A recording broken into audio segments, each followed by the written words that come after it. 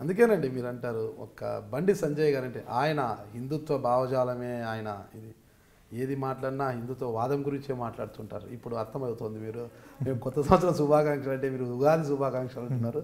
అంటే హిందుత్వ వాదం అనేది మీ నరాన ఎలా జీర్ణించిపోయింది అనేది ఇప్పుడు మాకు అర్థమవుతుంది. ఎందుకు అలా అంటే చిన్నతనం నుంచి మీరు ఆ భావజాలంతో ఉన్నారా? ఎందుకు మీకు అలా అలవడింది అంటారు? దానిలో అలవడం లేదండి, దాంట్లో ప్రత్యేకంగా నేర్చుకున్నది కానీ అట్లేం లేదు. నాకు చిన్నప్పటి కూడా శిశుమందిర్ స్టూడెంట్ను. మనకది లౌకిక రాజ్యం కదా మంది, ఈ మన భారతదేశం అంటేనే లౌకిక రాజ్యం కదా.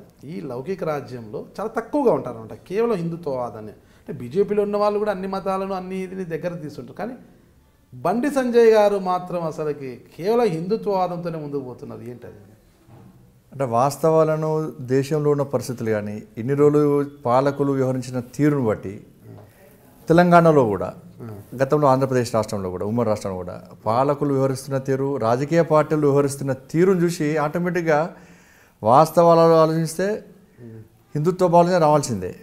ఇప్పుడు లౌకికవాదం సెక్యులరిజం పేరుతోని ఒక్క వర్గానికి కొమ్ము గాయడం కాదు. కానీ మేము కోరుకున్నది అదే, ఈ దేశంలో ఈ రాష్ట్రంలో కానీ అన్ని వర్గాలను సమాన దృక్పథంతో చూడాలని మేము కోరుతా ఉన్నాం. నేను కూడా అదే కోరుకుంటున్నాను.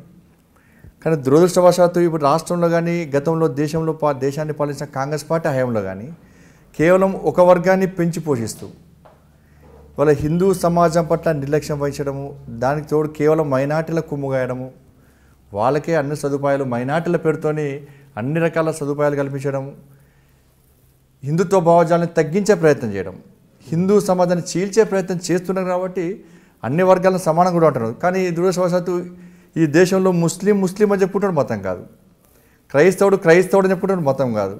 కానీ హిందూ అని చెప్తే ఒక మతతత్వవాదిగా చిత్రీకరించే ప్రయత్నం ఈ దేశంలో జరుగుతూ ఉన్నది. దాన్ని ప్రజలు గుర్తించాలి, గుర్తిస్తున్నారు కూడా. ఇప్పుడు ఆ మార్పు వస్తూ ఉన్నది. ఈ మార్పు కోసమే నాలాంటి వాళ్ళందరూ ఎదురుస్తూ ఉన్నాం. అంతే తప్ప దీన్ని పక్క పెట్టడమో వీరిని పక్క పెట్టడమో అది అన్ని వర్గాలను అన్ని మతాలను సమానంగా చూడమని మాత్రమే నేను కోరుతా ఉంటాను. మీలాంటి వారు అన్నప్పుడు మీలాంటి వారు చాలా అరుదుగా ఉంటారు. ఆ అరుదులో ఉన్నవారు మీరు ఎందుకు చేరారు? అరుదు ఏమన్నా అందరి లోపల ఉంటుందండి. భారతీయ జనతా పార్టీలో ఉన్న ప్రతి కార్యకర్త కూడా ఇదే ఆలోచనతో ఉంటారు. ఇప్పుడు నేను ప్రత్యేకంగా మొదటి నుంచి కూడా శిశుమందిర్ స్టూడెంట్, నేను బాల్యం నుంచి కూడా ఆర్ఎస్ఎస్ స్వయం సేవకు, నేను విద్యార్థి దశలో విద్యార్థి పరిషత్ ఏబీపీ కార్యకర్తగా ఉన్నాను. కాబట్టి కొంచెం ఎక్కువ భావజాలం ఆ ఆర్గనైజేషన్లో తిరిగిన వాటి ఎక్కువ భావజాలం నా లోపల ఉంటుంది. ప్లస్ నా ఆలోచన కూడా కేవలము దేశము, ధర్మము, సమాజము ఈ 3 రకాల విషయాలతోనే ముందు పోతూ ఉంటాయి. కాబట్టి నాకు వేరే దృష్టి ఉంటుంది.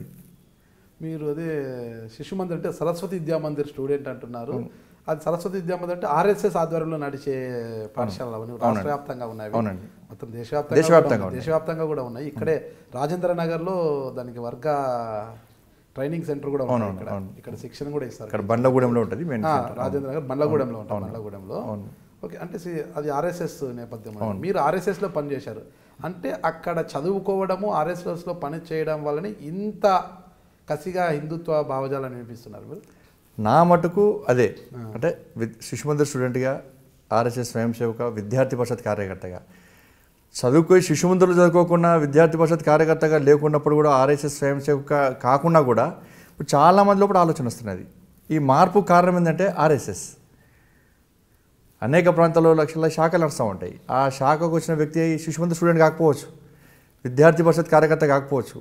కానీ ఆర్ఎస్ఎస్లో నేర్పుతున్న ఒక క్రమశిక్షణ, దేశంలో ఉన్న పరిస్థితుల గురించి జరిగే చర్చ, ఒక మంచి భావాజాలాన్ని నేర్చుకోవడం ద్వారా ఆటోమేటిక్గా మార్పు వస్తుంది, వాళ్ళ ఇప్పుడు ఆలోచన వస్తుంది. అది ఇప్పుడు ప్రస్తుతం జరిగేది. మీరు చూస్తున్నారు ఐ డ్రీమ్ న్యూస్ని. మీరు చూస్తున్నది ఐ డ్రీమ్ న్యూస్. అంటే కళలని నిజం చేస్తూ ప్రజలకి నిజాలని కళల ద్వారా తీసుకొచ్చే ఐ డ్రీమ్కి మై బెస్ట్ విషెస్. మీరు చూస్తున్నది ఐ డ్రీమ్ న్యూస్. మీరు చూస్తున్నారు I dream channel. For more videos please subscribe I dream. మరిన్ని వీడియోల కోసం ఐ డ్రీమ్ని సబ్స్క్రైబ్ చేయండి. Please subscribe I dream. And I am very much satisfied with the way interview went on.